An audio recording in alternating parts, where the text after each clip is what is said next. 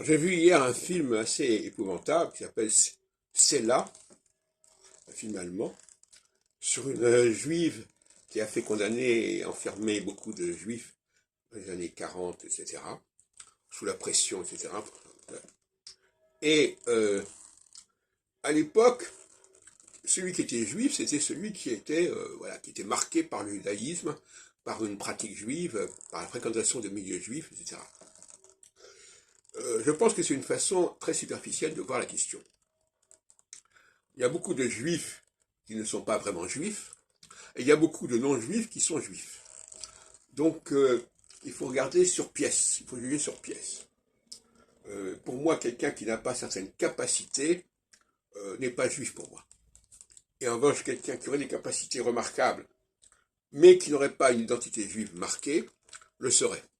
Donc, il faut quand même être très attentif à ce sujet. Euh,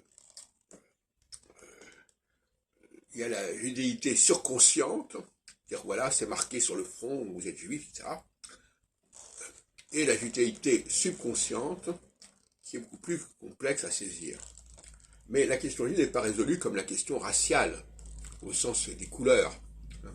On ne reconnaît pas un juif par son physique, peut-être par son habillement dans certains cas, mais pas par son physique. Donc, on ne peut pas réduire la question juive à une question de racisme. En tout cas, c'est une forme de racisme totalement différent, beaucoup plus subtil, et qu'on n'a pas fini d'analyser et de comprendre.